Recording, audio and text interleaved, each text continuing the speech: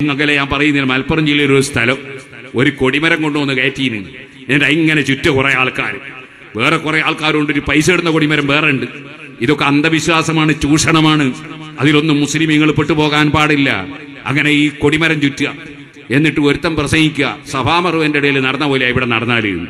അപ്പൊ നോക്കുമ്പോ അത് പറഞ്ഞപ്പോ പറയാണ്, ഇന്നിന്ന തങ്ങന്മാരും മൂല്യന്മാരൊക്കെ എഴുതിയ ബുക്കുണ്ട് ഈ കൊടിമരത്തിന്റെ ബഹുമാനം.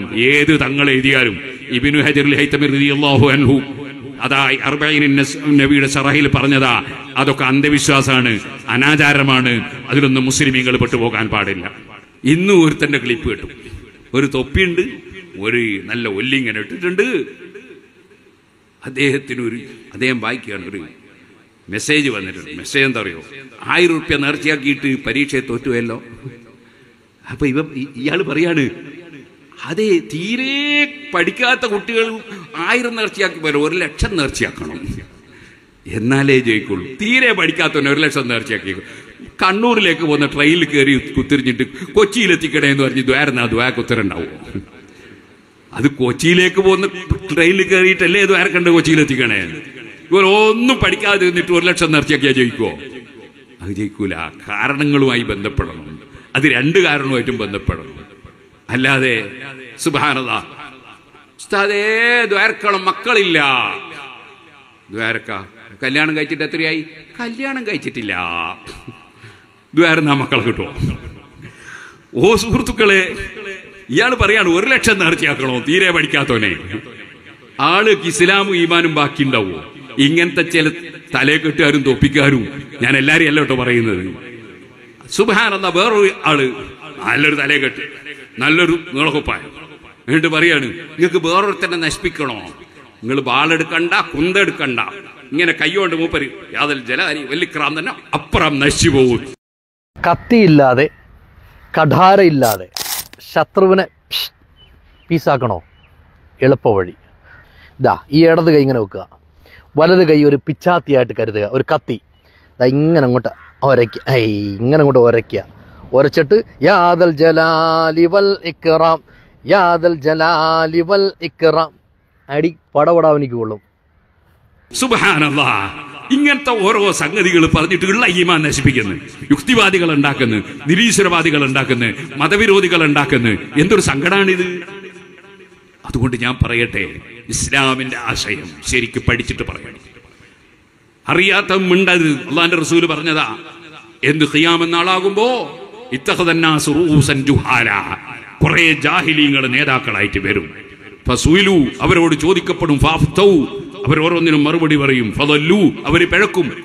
ഫഅദല്ലു, വേറെ പലരെയും പിഴപ്പിക്കും.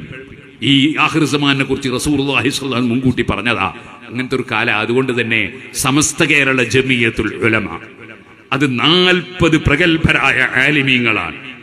ആ 40 ആലിമീങ്ങൾ, ആ ആലിമീങ്ങൾ പഠിപ്പിക്കുന്ന ആശയം അത് യഥാർത്ഥ സുന്നത്ത് ജമാഅത്താണ്. ആരെങ്കിലും എവിടെങ്കിലും ഇരുന്ന് പറയുന്നതൊന്നും മുസ്ലിമീങ്ങൾ ചെവിക്കൊള്ളരുത്. ആ ആലിമീങ്ങൾ പറയുന്നതനുസരിച്ച് പറയുന്ന ആലിമീങ്ങൾ, അവരെ പിന്തുടരണം. 40 ആലിമീങ്ങൾ പിന്തുടരുന്നത് ആരെയാ? 4 മദ്ഹബിന്റെ ഇമാമീങ്ങളെയാണ്. ഇമാം അശ്ശരി, ഇമാം മാതുരിദി തുടങ്ങിയ 2 മഹാപണ്ഡിതന്മാർ വിശ്വാസകാര്യം പഠിപ്പിച്ചവരാ. അവര് പിന്തുടരുന്നത് ആരെയാ? ഇമാം ഷാഫി റളിയല്ലാഹു അൻഹുവിനെയാണ്, ഇമാം അബൂ ഹനീഫ റളിയല്ലാഹു അൻഹുവിനെയാണ്. അങ്ങനെയുള്ള ഇമാമിങ്ങളെ പിന്തുടരുന്ന ആളുകൾ അവരാണ് അഹ്ലുസ് സുന്നത്തി വൽ ജമാഅ. അവരെ കിതാബുകളിലുള്ളതാണ് സുന്നത്ത് ജമാഅത്തിന്റെ ആലിമീങ്ങൾ പറയുന്നത്. അതിനപ്പുറം പുതിയ പുതിയ കുറെ തലയെക്കെട്ടും, കുറെ എല്ലാവർക്കും കിട്ടൂലേ നിങ്ങളക്കുപ്പായോ, എല്ലാവർക്കും കിട്ടൂലേ തലയെക്കെട്ട്. സുബ്ഹാനല്ലാഹ്, മുജാഹിദിന്റെ പോലെ നല്ല 1-ാം നമ്പർ തലയെക്കെട്ട്. എന്തിന്? ഇവന്റെ ഈ വിഷം പ്രചരിപ്പിക്കാൻ വേണ്ടി, അതേപോലെ പണം പിടുങ്ങാൻ വേണ്ടി കുറെ ആൾക്കാർ. ഇതിലൊന്നും മുസ്ലിമീങ്ങൾ പെട്ടുപോകരുത്, ചൂഷണത്തിന് പെട്ടുപോകരുത്.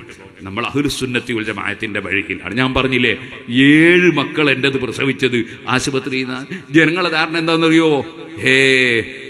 ആശുപത്രിയിൽ നിന്ന് പ്രസവിച്ചാൽ ഭയങ്കര തെറ്റാന്നാ സുന്നികളെ വിശ്വാസം. അങ്ങനെയൊന്നുമല്ല. ആശുപത്രിയിൽ നിന്ന് പ്രസവിച്ചാൽ ഒരു കുഴപ്പമില്ല. പക്ഷെ ആ ആശുപത്രിയിൽ നിന്നും പ്രസവത്തിന് ബുദ്ധിമുട്ടിയപ്പോ പരിശുദ്ധ ഖുർആനിലെ ആയത്ത് ഞാൻ എഴുതി കൊടുത്തിട്ടുണ്ട്. ഖുർആനിലെ ആയത്തിന്റെ ബഹുമാനം നിഷേധിക്കരുത്.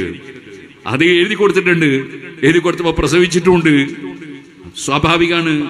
അള്ളാഹുവിന്റെ ഖുർആന് ഫലമുണ്ട്, അത് നിഷേധിക്കാൻ പാടില്ല.